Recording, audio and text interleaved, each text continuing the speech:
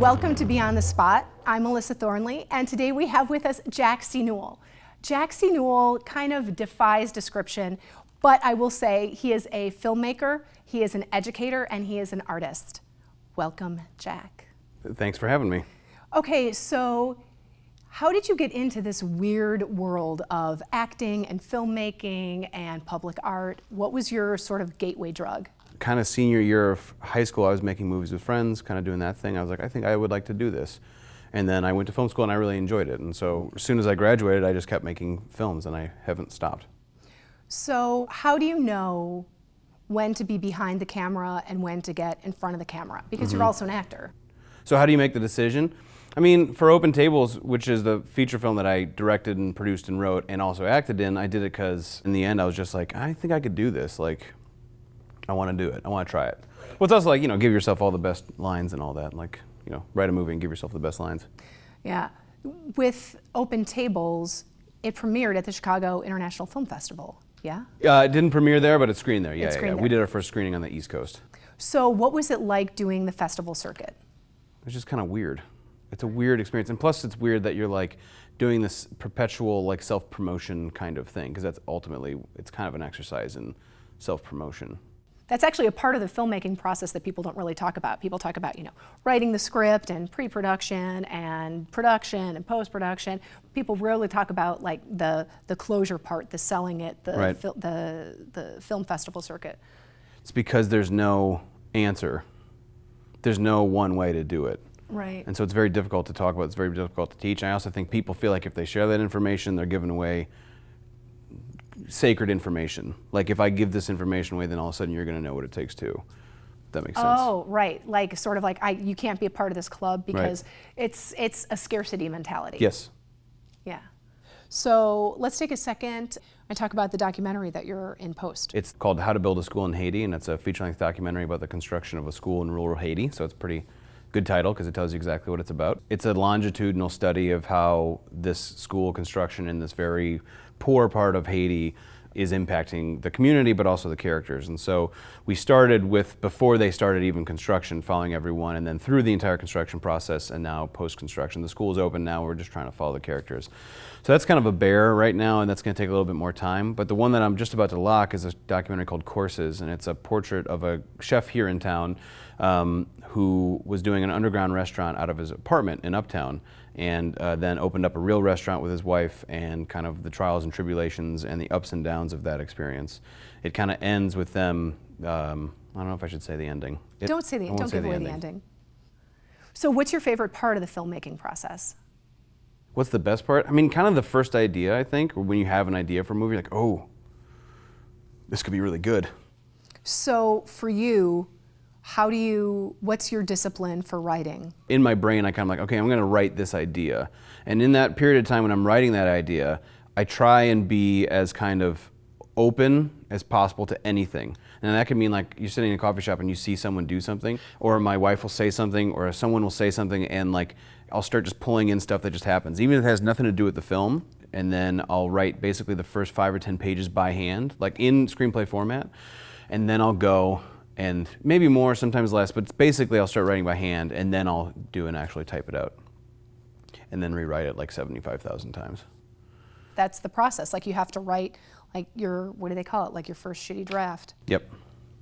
It's just like, they say writing is rewriting. I mean, that's kind of like, everyone hears that. Filmmaking, is editing, but editing is really the process of editing. It's not like you just sit down, the first edit you make on a film it's like done, it's perfect. I mean, that never happens. There's a great Kubrick quote that I'll butcher, but essentially he's like, the whole filmmaking process gets in the way of the initial idea. And your job as the creator or whatever, the director, the realizer, the whatever, is to try and you just gotta keep on. And it's not always successful, I think. I think sometimes, most of the times you probably don't make it. Right, and then there are the opportunities, the challenges that become opportunities because like, oh my gosh, all of a sudden, look, that was a mistake, but now it's penicillin and this is great. That's improv. So you say like, what are the things that unite everything? That's that mentality right there. Is that there is no problem. There's no problem. It's just always an opportunity. Right. So when you're working on commercial projects people come to you with a concept, they come to you with a creative brief, or even a script or boards.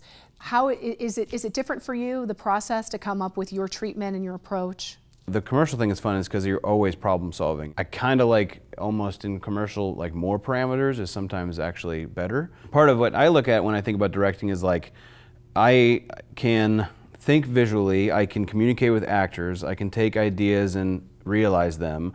So I have this skill set, and it's like I kind of want to try and get into everyone else's heads a little bit. So from a directing standpoint, it's trying to create an environment on set to do that, but I think beforehand, I mean, I'm generally pretty open. I like to just get input. Like I kind of just like to take everything in, and up until literally the last seconds, and then say, okay, this is where we're putting the camera, this is what we're going to do, this is how we're going to block the action. So speaking of opportunities, Yeah. the Wabash Lights. Yes. So the Wabash Lights. The Wabash Lights is a interactive light sculpture on the Wabash stretch of L tracks in Chicago's Loop. And what they are is they look like fluorescent light tubes. They're not. It's LED light tubes. And we're creating an app that's going to let anyone in the world with access to a smartphone design what the lights do. So when did that idea pop into your head? Seth Unger, who's my kind of partner in crime on this, we actually did improv together at Second City, and we just started having conversations about public art, urbanism, placemaking, some of these things, and also how do we make it as inclusive as possible for as many people. You know, the Picasso in Daly Plaza is by Picasso, and the Calder in Federal Plaza is by Calder. The Bean is made by Anish Kapoor. Like everyone knows these things, you know who the artist is, but with the Wabash Lights, you get to actually design the lights. You are the artist of the lights. And so we were trying to dance around this idea, and we kind of found the L, and we were really intrigued by the L because it's like this kind of piece of iconic Chicago. Yeah, I was going to say the L is almost like a piece of public art in and of Exactly. itself. It's celebrating something, celebrating a piece of infrastructure, celebrating something that you overlook every day. I mean, it's kind of a modern art idea. It's like, you know, a can of Campbell's soup is not very interesting, but if you paint it and frame it and put it in a museum, all of a sudden it takes on more meaning. And now to help move this forward, you did a Kickstarter campaign, Yeah. right? And then you got it to the point, you've got, how many feet now are up? Like 12? Just 12. Awesome. Yeah, whoop-dee. Whoop-dee. Yeah. It sounds like the film festival aspect of public art. It's more like the trying to raise money to make a movie part of Well, the funding, Yeah. the private equity part. private equity part, yeah.